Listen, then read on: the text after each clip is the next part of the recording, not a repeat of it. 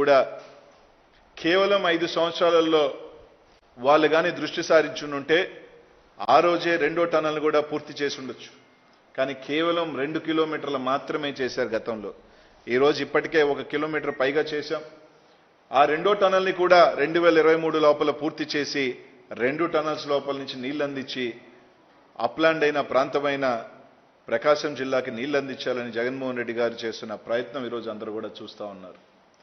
ఈ విధంగా ఇదే కాకుండా ప్రతి ఒక్క ప్రాంతానికి సంబంధించి ఈరోజు జగన్మోహన్ రెడ్డి గారు ఒక ప్రణాళికబద్ధంగా ఈరోజు ఒక 4 ఎస్పీవీస్ పెట్టి ఈరోజు గుంటూరు పల్నాడుకి ప్రకాశానికి సంబంధించి పల్నాడు డ్రాట్ మిటిగేషన్ స్కీమ్ అని ఎలక్షన్స్ 4 నెలల ముందు దాకా 4.5 సంవత్సరం నిద్రపోయి 4.5 సంవత్సరం కూడా కనీసం పట్టించుకోకుండా ఎప్పుడు శిలాపలకం ఖర్చు పెట్టేసినట్టు టెంకాయ కొట్టేసి వదిలేసినట్టు కేవలం మీరు ఎన్నికలకు 3 నెలల ముందు కొన్ని గుంటూరు ఛానల్ కావచ్చు అవన్నీ కూడా నామకే వాస్తే చేస్తే ఈరోజు జగన్మోహన్ రెడ్డి గారి ప్రభుత్వం వచ్చిన తర్వాత గోదావరిలో నుంచి నీళ్లు తీసుకొచ్చి ప్రకాశం బ్యారేజ్ నుంచి ఎన్ఎస్పి కెనాల్కి వేసే కార్యక్రమంలో భాగంగా ఇప్పటికే దాదాపు 500 కోట్ల రూపాయలు ఖర్చు పెట్టడం కూడా జరిగింది. దాన్ని కూడా పూర్తి చేసి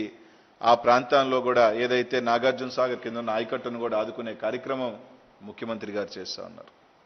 ఈరోజు రాయలసీమకు సంబంధించి కానీ గుంటూరు ప్రకాశం సంబంధించి కానీ నెల్లూరు కావచ్చు, ఈ పక్క చూస్తే నార్త్ ఈస్ట్లో ఒక ఎస్పీవి ఉత్తరాంధ్ర సుజల శవంతిపేట కావచ్చు, కానీ ఇలా అనేక ప్రాంతాలకు సంబంధించి అన్ని ప్రాంతాలు బాగుండాలని ఆలోచన చేస్తున్న ముఖ్యమంత్రి జగన్మోహన్ రెడ్డి గారు అయితే అన్ని ప్రాంతాల మధ్య చిచ్చు పెట్టే కార్యక్రమం. ఈరోజు స్పష్టంగా నీ విధానం ఏంటి?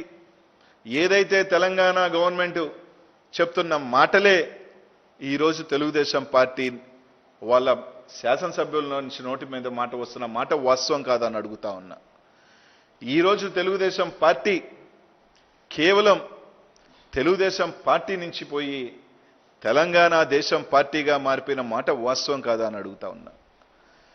ఈరోజు మాట్లాడుతున్న మీరు గత 5 సంవత్సరాలలో తెలంగాణ గవర్నమెంట్ ప్రాజెక్ట్స్ తీసుకుంటే పాల్మూరు రంగారెడ్డి ఎప్పుడు మొదలు పెట్టారు? 2015న. దిండి ఎప్పుడు పెట్టారు? 2015న. తుమ్మిళ్ళు ఎప్పుడు మొదలు పెట్టారు? 2017న. ఈ అన్ని ప్రాజెక్ట్స్ ఎప్పుడు కట్టారు అంటే మన ఓటుకు నోటు కేసులో ఇరుక్కున్న తర్వాత ఆ ఓటు నోటుకు భయపడి ఆ తెలంగాణ ప్రాంతాన్ని వదిలేసి హుటాహుటిన హైదరాబాద్కు వచ్చిన తర్వాత ఇవన్నీ కూడా ప్రారంభించి వాళ్ళతో రాజీ పడి ఈ అన్ని ప్రాజెక్ట్స్ మీకు అంకురార్పణ అయిన మాట వాస్తవం కాదా అని అడుగుతా ఉన్నా.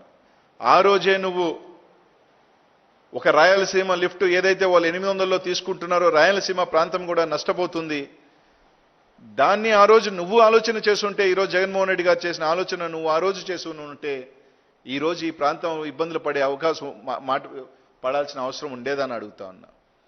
ఒకప్పుడు పోతిరెడ్డిపాడులోంచి నీళ్ళు తీసుకువెళ్తా ఉంటే ఇక్కడ మీ ఉమాన్ తీసుకొచ్చి ప్రకాశం బ్యారేజ్ దగ్గర ధర్నా చేయించావు.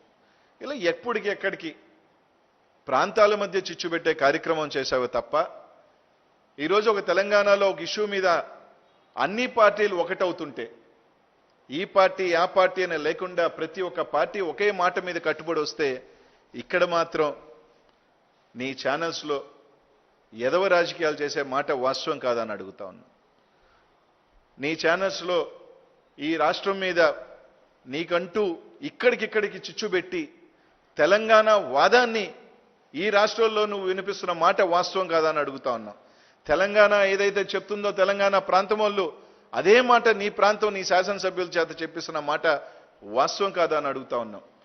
ఈరోజు గుంటూరు ఛానల్ ఎన్నికలు 3 నెలల ముందు నువ్వు చేస్తే దాన్ని ఈరోజు మేము పరుచూరు దాకా పెంచి ఆ గుంటూరు ఛానల్ ఎక్స్టెన్షన్ పనులు చేస్తున్న మాట వాస్తవం కాదా అని అడుగుతా ఉన్నాం. ఈరోజు ఇన్ని కార్యక్రమాలు వరకపొడిసెల కేవలం ఒక ఫేజ్ వదిలేసి ఆపేసావు పల్నాడుకి సంబంధించి.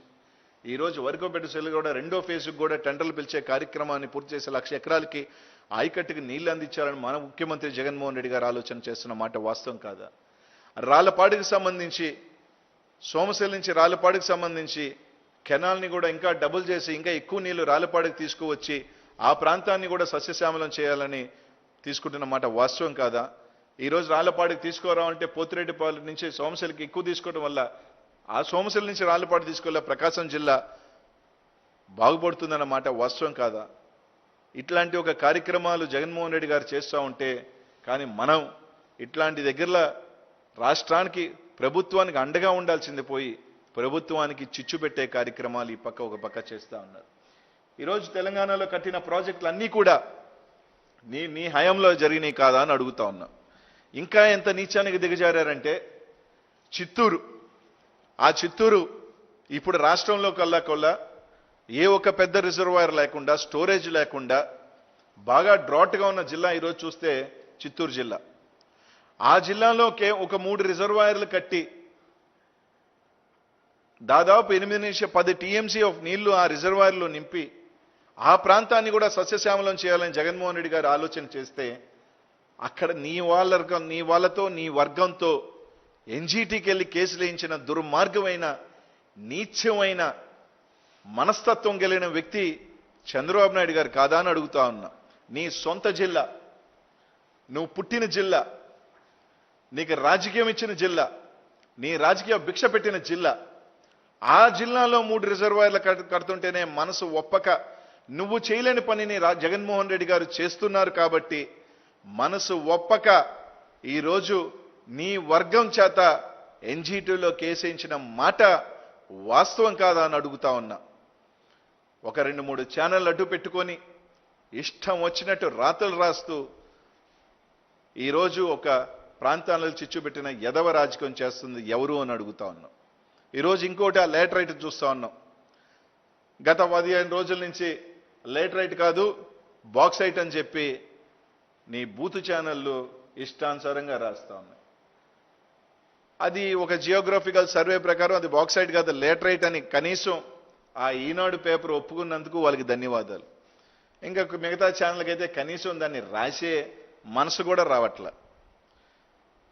ఈ ప్రభుత్వం ఒక్కటంటే ఒక లేటరైట్కి పర్మిషన్స్ ఇవ్వాల, కేవలం హైకోర్టులు ఇచ్చిన ఉత్తర్వులు సంబంధించినవి తప్ప లేటరైట్ అనేది సిమెంట్ ఫ్యాక్టరీస్కి వాడతారు. కడపలో ఉన్నా నల్గొండలో ఉన్నా కూడా సున్నప్రాయ కన్నా తక్కువ మోతాదులో వాడతారు. ఈరోజు వాళ్ళు చెప్పే బాక్సైట్ కానీ అల్యూమినియం కానీ ఏది కూడా ముడిసరుకు సిమెంట్ ఫ్యాక్టరీస్లో వాడరు. అట్లాంటివి తీసుకొచ్చి గతంలో నీ ప్రభుత్వంలో 2014-2015లో ఎన్విరాన్మెంటల్ క్లియరెన్స్ కానీ పొల్యూషన్ క్లియరెన్స్ కానీ ఆ విశాఖపట్నంలో ఇచ్చింది నీ ప్రభుత్వంలో కాదా? గతంలో కోర్టు ఆర్డర్ కూడా 2018లో ఇచ్చినప్పుడు అప్పుడు ఎందుకు అడ్డుకోలేకపోయావు? గిరిజనుల పేరు మీద 3 మైళ్ళు తీసుకొని దాన్ని నడిపిన వ్యక్తులు ఎవరు? అయ్యన్న పాత్రుడు కొడుకు కాదా? వాళ్ళ మీద విచారణ జరగాలి, దానికి రాసే దమ్ము ధైర్యం మీకు లేదా? కనీసం ఈ ప్రభుత్వంలో ఒక్కటంటే ఒక్కటి కొత్త మైనింగ్ లీజ్ ఇచ్చారా అంటే ఒక్కటి కూడా లేదు. ఈరోజు ఈ రాష్ట్రంలో ఏ విధంగా తయారయ్యారంటే, ఈరోజు రాజశేఖర రెడ్డి గారు అంటే ఏ ప్రాంతంలో అయినా తన మార్కును వేసుకున్న వ్యక్తి రాజశేఖర రెడ్డి గారు. ఈరోజు అదే విధంగా తన బిడ్డ జగన్మోహన్ రెడ్డి గారు ముఖ్యమంత్రి అయిన తర్వాత ప్రతి ప్రాంతం బాగుండాలా, ప్రతి ఒక్కరూ బాగుండాలా, మాకు హక్కు కలిగిన నీళ్ళల్లోనే ఈరోజు ప్రాజెక్ట్స్ కట్టుకుంటూ ముందుకు వెళ్తా ఉంటే దానికి సహకరించాల్సింది పోయి, ఒక ప్రభుత్వానికి అండగా ఉండాల్సింది పోయి, తెలుగు జాతికి అండగా ఉండాల్సింది పోయి చిచ్చు పెట్టే ఒక ప్రయత్నం చేస్తున్న నీచమైన హేయమైన మనస్తత్వం కలిగిన వ్యక్తి చంద్రబాబు నాయుడు కాదని అడుగుతా. అసలు ఇట్లాంటి వ్యక్తి మనిషేనా అని అడుగుతా ఉన్నా. ఇట్లాంటి వ్యక్తి మనిషేనా అని. ఈరోజు ఈ రాష్ట్రానికి 4 దెయ్యాలుగా తయారయ్యారు. దెయ్యం 1 D1 చంద్రబాబు నాయుడు, దెయ్యం 2 రామోజీరావు, దెయ్యం 3 D3గా రాధాకృష్ణ, ఇంకో దెయ్యం 4 బివి నాయుడు.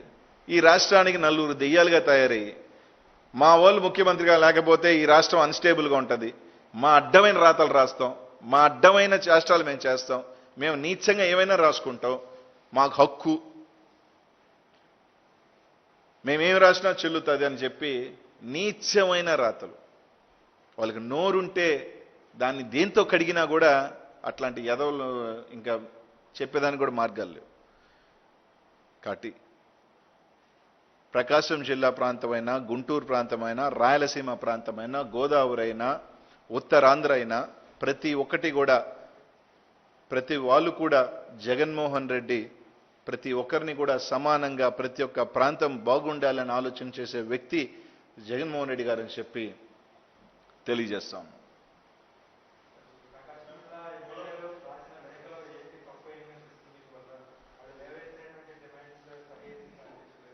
ఏమున్నాయి? తెలంగాణ అడిగేదే కదా. తెలంగాణ ఏదైతే చెప్తుందో ఈరోజు ఫ్లడ్లో మనము 881లో తీసుకోలేకపోతున్నాం. మనకి కేటాయించిన నీటి వాటాని మనం 20 రోజుల్లో ఒడిసి పట్టుకోవాలని ముఖ్యమంత్రి గారు ఎప్పుడు తీసుకున్నారు ఈ నిర్ణయం? 1.5 సంవత్సరం క్రితం. ముఖ్యమంత్రి ఈ ప్రభుత్వం అధికారంలోకి వచ్చిన 6 నెలల లోపలగా ఈ ప్రాజెక్ట్ స్టార్ట్ చేశాం. అన్నీ తీసుకొని 1 ఇయర్ తర్వాత ఈ కార్యక్రమాలు తీసుకొచ్చాం. ఏ రోజు కూడా వీళ్ళు ఆ రోజు దాదాపు తర్వాత 4-5 అసెంబ్లీ సెషన్లు జరిగినాయి. ఈ శాసనసభ్యులు వచ్చారు, ఎప్పుడూ ఇది మాట్లాడలేదు.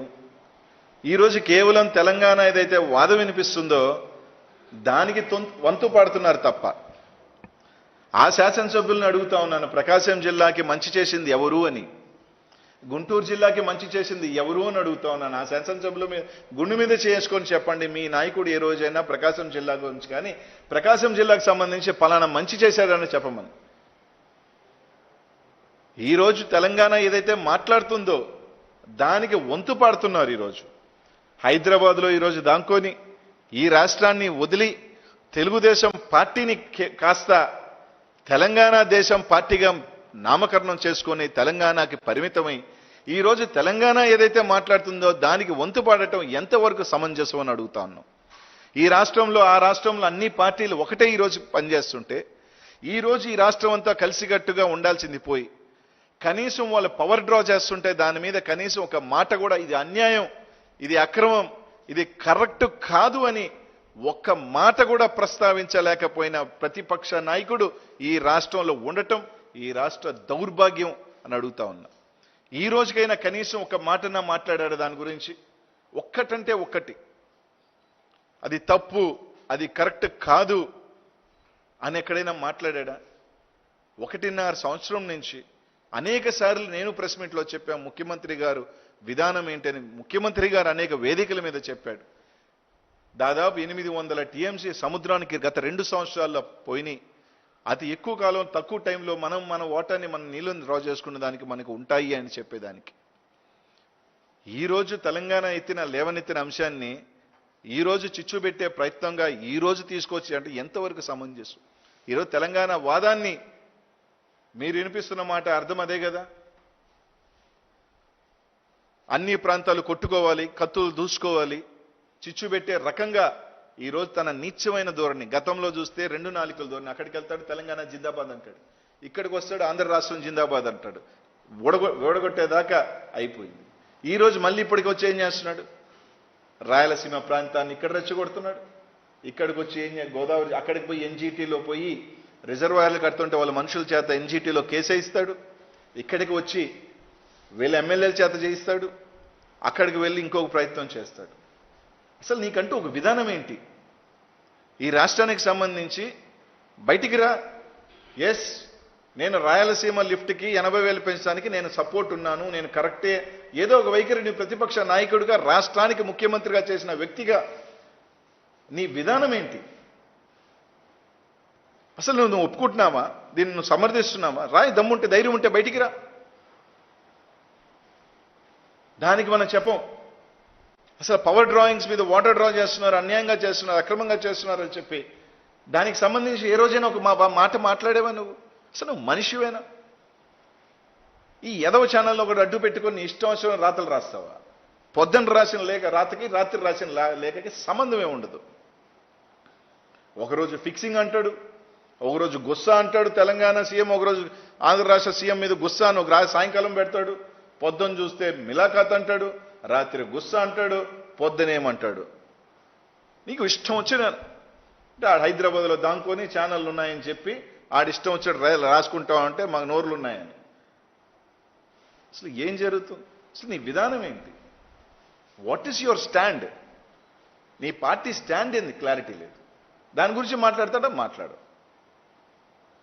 కానీ మా విధానం రాజశేఖర రెడ్డి గారు ఏదైతే ప్రతి ప్రాంతానికి మంచి చేసుకుంటూ పోయాడో దానికన్నా మిన్నగా 2 అడుగులు ముందుకు వేస్తూ ప్రతి ప్రాంతం బాగుండాలని ఆలోచన చేసే వ్యక్తి జగన్మోహన్ రెడ్డి గారు అని చెప్పి తెలియజేస్తాను.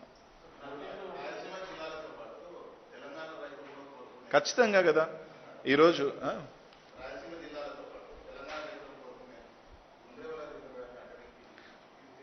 అటకెక్కించలేదు ఏది కూడా, అన్నీ కూడా ఖచ్చితంగా దానికి సంబంధించి ఇప్పుడు మీరు ఆలోచన చేయాల్సిందంటే ఒక నిమిషం. ఈరోజు కేవలం మన రాష్ట్రానికి సంబంధించిన ఒకటి ఉంటేనే ఎన్ని చిచ్చులు ఎన్ని గొడవలు పడుతున్నాయో చూస్తా ఉన్నాం. గుండ్రేవుల ప్రాజెక్ట్ అనేది ఆగల, అది 3 రాష్ట్రాలకు సంబంధించి, నాట్ ఓన్లీ 2 స్టేట్స్. దాంట్లో ఈవెన్ కర్ణాటక సబ్మర్జెన్స్ కూడా కొంత ఉంది. కర్ణాటకది ఒకటి ఉంది, తెలంగాణది ఉంది, ఆంధ్రాది ఉంది, దానికి సంబంధించి తెలంగాణ జిల్లాలో సబ్మర్షన్ ఉంది. సో ఇవన్నీ కూడా ఉన్నాయి కాబట్టి ఖచ్చితంగా 3 రాష్ట్రాల్లో ఒక ఇది ఉంది. ఈరోజు 2 రాష్ట్రాల మధ్య ఉన్నాయే పొద్దున్న లేస్తే ఏమని తీసుకుంటారు తప్పకుండా, దాన్ని ఎవరు అటకెక్కించలేదు. దాదాపు 70,000 కోట్లతో 5 SPVsతో ప్రతి ప్రాంతం బాగుండాలని ఇప్పటికే తీసుకోవడం జరిగింది. ఇవన్నీ కూడా కొన్ని ఈరోజు ఇష్యూస్ అనేటప్పుడు ఇంటర్ స్టేట్స్, గుండ్రేవులో ఇట్ ఇస్ 3 స్టేట్స్, దాంట్లో కూడా ఒకటి ఉంది. ఫర్ ఎగ్జాంపుల్ మీరు నేరేడు బ్యారేజ్ తీసుకుంటే కేవలం 114 ఎకరాలకు సంబంధించిన ల్యాండ్ ఎక్విజిషన్ ఎన్ని సంవత్సరాలు పట్టింది చిన్న కోర్టులో వేసి బయటికి రావాలంటే. ఇంకా still they have gone to supreme court again. Just 114 acres of submersion, ఒక చిన్న 114 ఎకరాల సబ్మర్షన్, ఇల్లు పోవు ఏమీ పోవు, అదేమీ పెద్ద వాళ్ళకి ఎఫెక్ట్ కాదు. అట్లాంటి ఒక చిన్న దాంట్లో నుంచి బయటికి రాని ఎన్ని సంవత్సరాలు పట్టింది. ఇట్లాగా ఇంటర్ స్టేట్స్లో ఉన్నప్పుడు ఇష్యూస్ ఉన్నాయి. సో ఫస్ట్ మన స్టేట్లో ఉన్న ఇష్యూస్ అన్నీ కూడా ఒక పక్క ప్రణాళికబద్ధంగా తీసుకుంటూ ముందుకు వెళ్తా ఉన్నాం ప్రతి ప్రాంతానికి సంబంధించి. ఈరోజు జగన్మోహన్ రెడ్డి గారు చేస్తున్న SPVsలో ఏ ప్రాంతానికి ఏం అన్యాయం జరుగుతుందో చెప్పండి. ఏ ప్రాంతానికి? కృష్ణా జిల్లాకు సంబంధించి ఇంకా 3 బ్యారేజెస్ని కూడా ప్రపోజ్ చేసుకోవడం జరుగుతుంది. అన్ని ప్రాంతాలకి ఒక ఎన్నికలకు 6 నెలల ముందు టెంకాయ కొట్టడం కాదు, ఎన్నికలకు 6 నెలల ముందు టెంకాయలా కొట్టి ఊరిని ఒక అబ్జర్వ్ చేసి మేము చేసేసామని ఏదో దానికోసం లబ్ధి పొందటం అట్లాంటి వ్యక్తి జగన్మోహన్ రెడ్డి గారు కాదు. ఆయన తండ్రి రాజశేఖర రెడ్డి గారు ఏదైతే ఒక ఇది చేశారో అదే విధంగా ఆలోచనతో ముందుకు వెళ్లే వ్యక్తి జగన్మోహన్ రెడ్డి గారు అని చెప్పి తెలియజేస్తాం.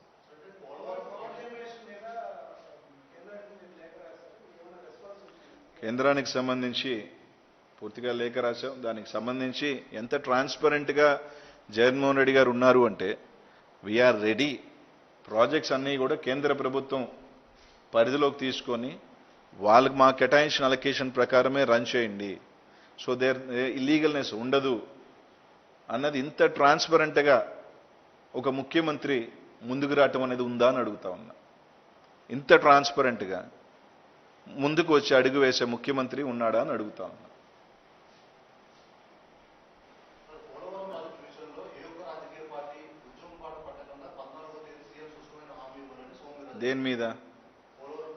దేని మీద హామీ ఇవ్వాలి?